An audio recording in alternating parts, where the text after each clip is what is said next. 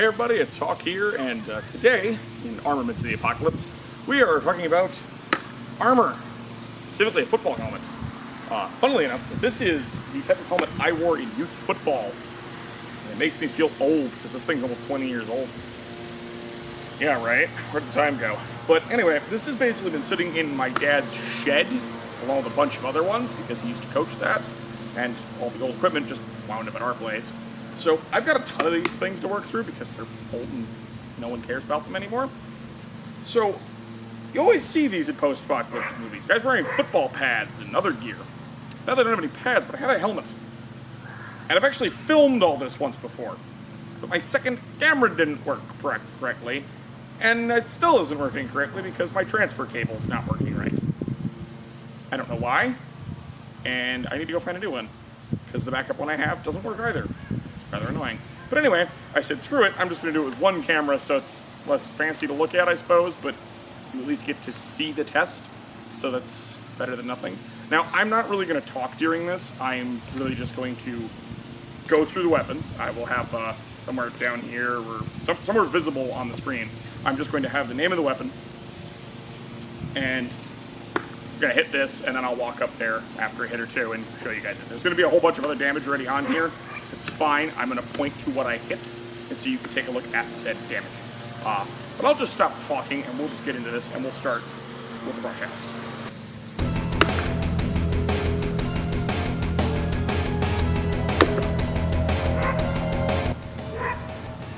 All right. So interestingly, I couldn't bite in with the corner; it would just slip back. So you'll see this cut here, and that's from the brush axe itself. I'm hoping I'm pointing this out correctly. There we go. Right there. You'll see that, and it just slips backwards. It can't bite properly.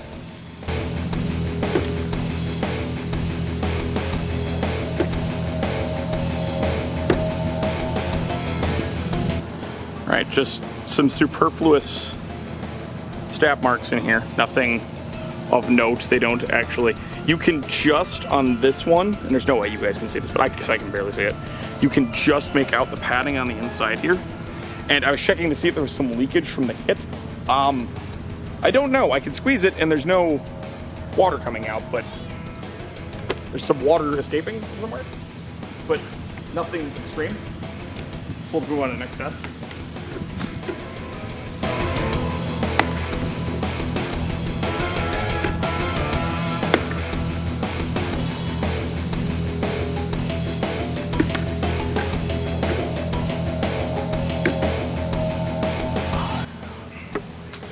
Right, as one would expect from a machete gladius of dubious quality. The cuts did nothing, the stabs went nowhere. And as a matter of fact, the tip didn't fare super well. It bent slightly. Also, from where the water's coming from, it's just leaking out of the cap. So, it's doing a fairly decent job of actually absorbing a lot of pressure here.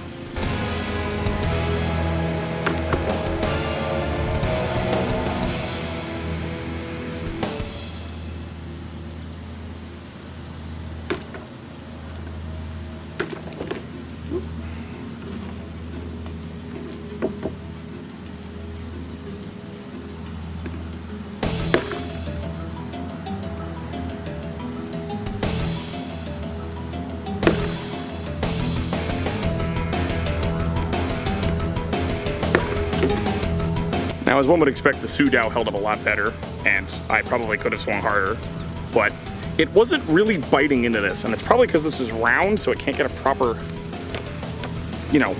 bite into this. But all the stabs are very superfluous. They don't properly bite in, it just sort of bounces off. Now, this is obviously because there's no proper weight to this, but it's holding up shockingly well, especially because of all the previous damage already done to this. So let's get something a little bigger.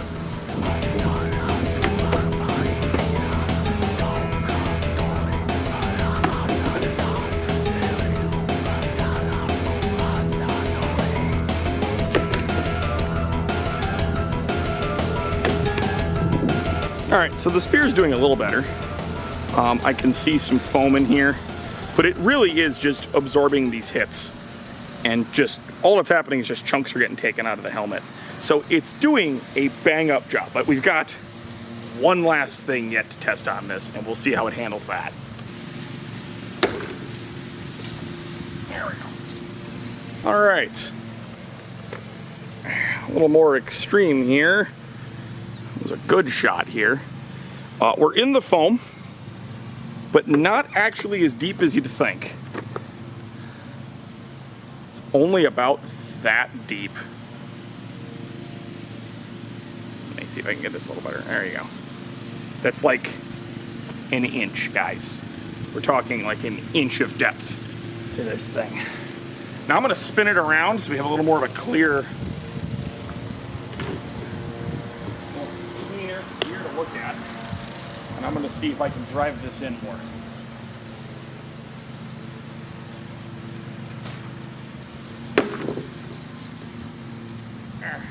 Well, that one went deeper. It went to about here, so it's better. It is very much an improvement. Let's get that out of the way.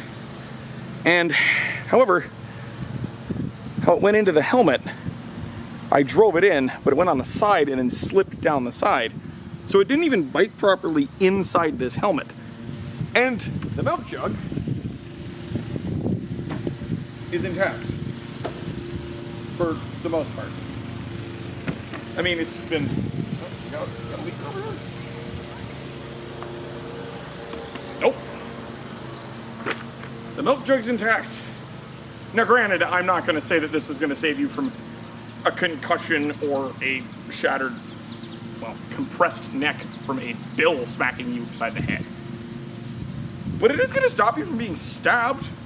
And honestly, this face guard is actually pretty decent. I'm going to take my sheath knife here to use this as an example, because you can't actually slash at their face, and stabbing at their face, I mean, you're going to say this is easy, but this all gets in the way.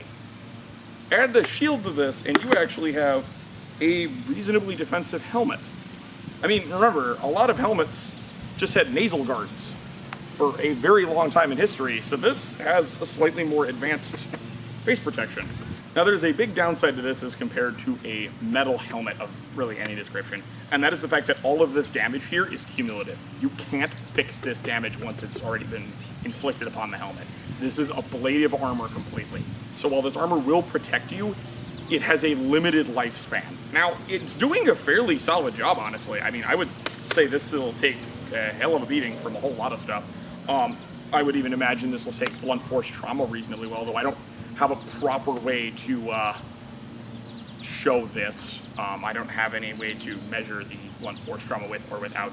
The best I can do is stick a 2-liter butt chug in here and then smack it and show you that, hey, it didn't explode, and then it exploded with the other one, but that's not very scientific now, is it?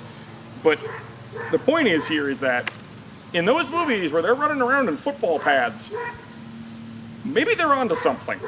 Now this, of course, depends on how common combat is, but if you're in a post-apocalyptic scenario, you know, or a movie where gunpowder, say, is the limiter, well, people are going to be fighting each other with bows and arrows and swords and brush axes and machetes and stuff. You know, Mad Max type stuff. And those will work for a while. Yeah, before all this happens and you reach the final lifespan of your armor. But frankly, it could save an awful lot of you. Now, I do want to get some actual football shoulder pads somewhere. I'll probably go looking around at some rubber sales or what have you, see if I can find some there, and then just beat the ever-loving crap out of it. I'm probably going to take this down to the range and shoot this with something. Or, you know, start with a 22 and work my way up and just see what this does. I'm slightly curious, considering how much better this performed than anticipated. I have this whole nice back section here that's basically untouched. So we'll do that. Now, if you liked this video, remember to like, share, subscribe, and comment below. Point out some other stuff. Tell me anything else you'd like me to test this on. I've got tons of helmets. I got more than enough time. I got plenty of jugs. I have other interesting things to put inside if you would so choose. But as always, I am Hawk. Peace out.